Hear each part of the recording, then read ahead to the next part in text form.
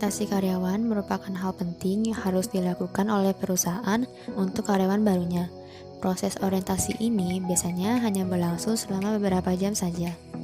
Tujuan orientasi ini adalah untuk membuat karyawan baru lebih mengenal perusahaan tempat kerjanya dan merasa diterima di sana.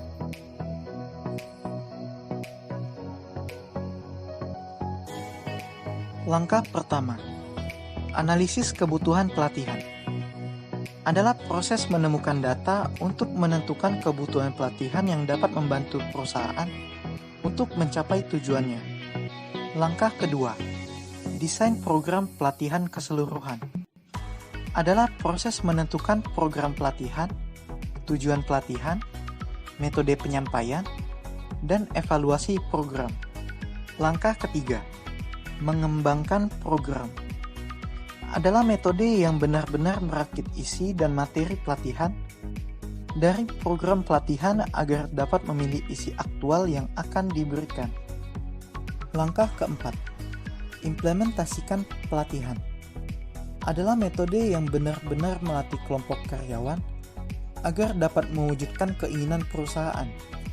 Langkah kelima, evaluasi efektivitas. Adalah proses evaluasi program untuk menilai apakah program tersebut bisa mewujudkan tujuan perusahaan atau tidak.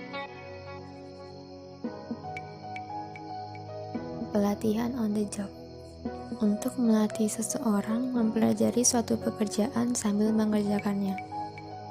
Salah satunya adalah coaching, yaitu individu yang sudah berpengalaman akan memberi saran dan bimbingan bagi karyawan yang melakukan pelatihan tersebut. Pelatihan magang adalah proses untuk orang agar menjadi pekerja yang terampil melalui kombinasi antara pelatihan on the job dan pembelajaran formal dan berada di bawah pengawasan seorang pekerja ahli. Pelatihan instruksi pekerjaan mencatat masing-masing tugas dasar pekerjaan untuk menyediakan pelatihan yang bertahap langkah demi langkah bagi karyawan. Pembelajaran terprogram, suatu metode sistematis untuk mengajarkan keterampilan pekerjaan yang melibatkan pemberian pertanyaan atau fakta, memberikan kesempatan orang tersebut untuk merespon dan memberikan umpan balik. Pelatihan ruang depan, pelatihan yang berada di luar ruangan yang terpisah secara khusus, seperti pilot. Pelatihan silang, yaitu melatih karyawan untuk melakukan tugas yang berbeda dengan tugas biasa mereka. Pertama, strategi dan pengembangan. Adalah tahapan awal yang membutuhkan strategi yang akan digunakan pemberi kerja dan rencana personel. Kedua, penilaian kandidat dan jaringan 9 kotak. Adalah alat untuk mengukur potensi dan kinerja dari calon manajer dari rendah ke tinggi. Ketiga, pelatihan on the job manajerial.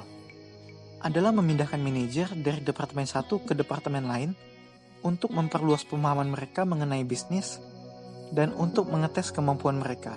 Keempat, pendekatan coaching atau pemain pengganti.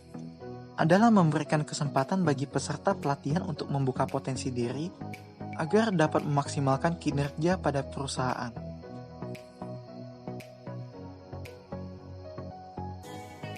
Menurut Profesor Kurt Lewin, ada 3 langkah dalam proses perubahan, yaitu 1. Pencairan, yang berarti mengurangi kekuatan yang berjuang untuk mempertahankan status quo dengan menghadirkan permasalahan untuk membuat orang sadar akan perlunya perubahan. 2. Penggerakan, yang berarti mengembangkan perilaku, nilai-nilai, dan sikap baru. 3. Pembekuan kembali, yang berarti membangun penguatan untuk memastikan organisasi tersebut tidak tergelincir kembali ke cara kerja lamanya. Menjelaskan mengapa studi terkendali dapat menjadi cara yang unggul untuk mengevaluasi pengaruh program pelatihan. Karena cara ini memberi kemudahan dalam menentukan sejauh mana perubahan yang ada dalam kinerja kelompok pelatihan yang dihasilkan dari pelatihan tersebut, alih-alih dari beberapa perubahan dalam organisasi seperti kenaikan bayaran.